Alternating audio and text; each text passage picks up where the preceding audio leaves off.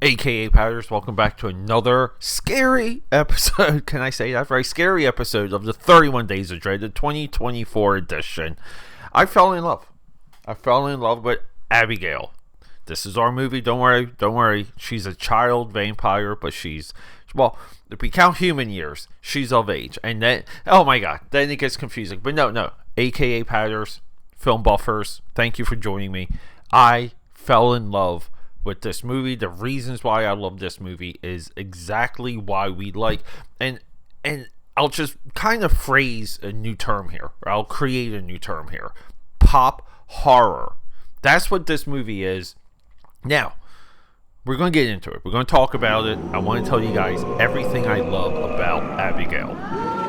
It's October, and it's time for the 31 Days of Dread. This is where you get one horror movie a day for the entire month of October. That's how much we love horror. That's how much we love Halloween on the Film Buff Podcast. And here's the crazy thing.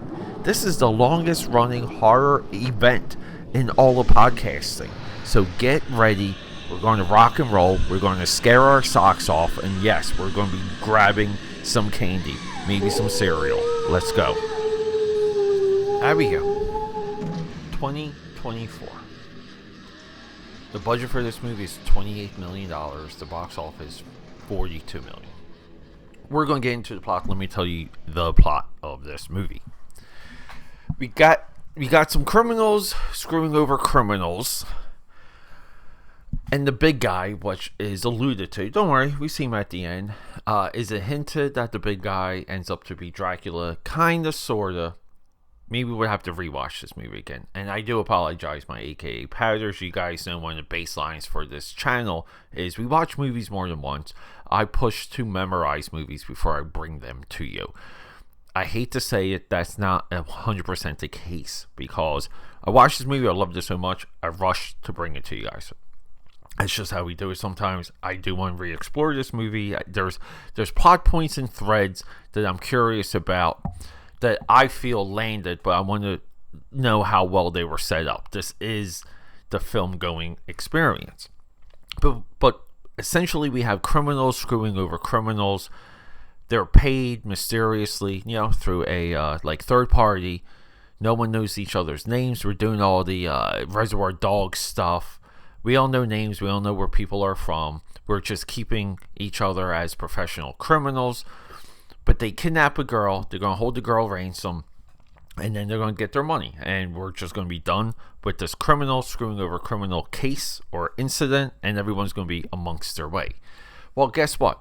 If you've seen the poster of this movie, if you've seen the trailer, Abigail spoils what maybe would have been one of the great gotchas of the day, which is they kidnap this innocent ballerina girl, and she's a ruthless vampire, and she just basically starts killing people. Now, does she kill some of our individuals with themes, like kind of with set pieces, and because she's a ballerina, do we incorporate that into the murders? Yes.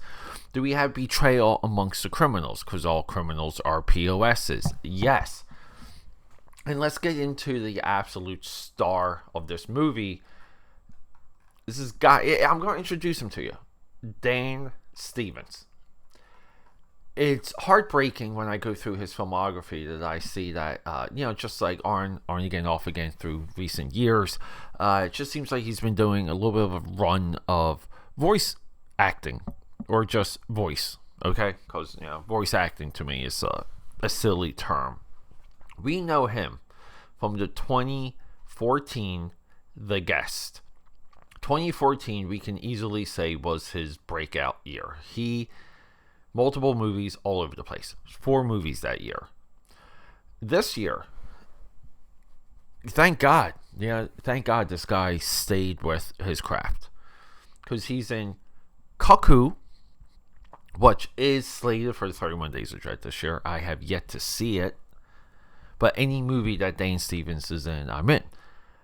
And also, earlier this year, potentially his biggest movie, Godzilla, Kong, New Empire. And he's amazing in that. This dude is a legit character actor.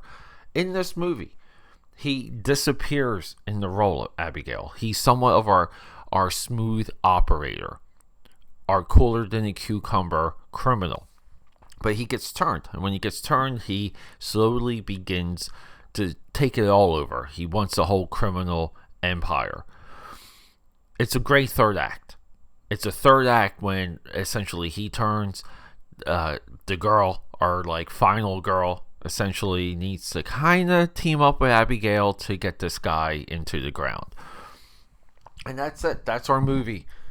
It's fun. It's crazy. It's fun. It's crazy. It's entertaining. It's pop. It's pop horror. Now, back in the day, we would just call this a horror movie. But horror has bled into so many different like subgenres. And these subgenres have new entries on the regular. Like just even going through this year. Like we have a new slasher. We have a new demonic presence movie. We have a new occult movie. We have a new serial killer movie. This is where horror is. But back in the day, and I'm talking probably up until the mid 2000s, maybe like up until 10 years ago, we would just get Paranormal Activity or The Conjuring, and it would just be one great movie, and we could just put it in the slot and kind of move on. But horror now, it needs to be it's almost like it needs to be maintained. So I'm calling this pop horror. It's a vampire pop horror movie, just because it's not really built around a horror aesthetic, meaning we're not locked into atmosphere or mood or jump scares or kind of reaching the filmmaker's hand into the audience to a lot of what we saw with Long Legs, right? Like we're not in that direction. Long Legs, pure horror, straight horror. And I do like to delineate some of this from time to time because I want to bring these films to you in an accurate way. Who directed this? Matt. It's co-directed by two people, Matt Pastelli Open and Tyler Gillett. What else are we here for? Abigail. This is the guy that brought back the Scream franchise. That for some reason, you kind of want to say Abigail is where Scream, the new Scream trilogy, would have tied up, but they had production trouble with Scream. He brought back Scream.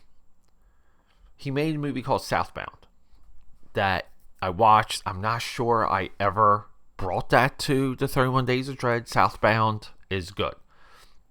Devil's Due, halfway decent, but you see there's something cooking there. When it comes to our writer, we have the Scream movies. We have Ready or Not. Ready or Not is previous, and yes, these two guys, I'm sorry, also collaborated on Ready or Not. We did Ready or Not a year ago. We love the 2019 Ready or Not. What a fantastic movie. So these guys have some chops. They've collaborated together. They're a little bit of a unit. They brought back Scream. And guys, any delay in the follow-up of Scream, right? Like we're up to Scream. What is it, 6 or 7? Let me see here. Like what Scream are we up to? I can't even find the franchise tab here in Wiki.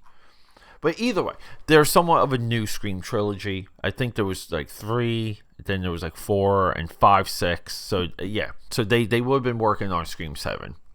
But guys, Abigail is a fun, fantastic, wild movie. The movie poster, the trailer is a spoiler, but it doesn't take away from how much fun this movie is. And I love criminal movies. I even like hitman movies where there's just like over the top wacky character or something, like Bullet Train. I know Batista's in the new one. A little bit like like John Wick has that same assassin formula, but not promoted as much. But I like there's something to even like another Batista reference, but it's like Army of the Dead, where every single character is just an over the top character. I love movies like that, guys. When you have a chance, please check out Abigail. for this year's 31 Days of Dread. AKAPADers, thank you for joining me for another episode of the 31 Days of Dread. We have been dedicated to horror for a long time on this feed, on this podcast.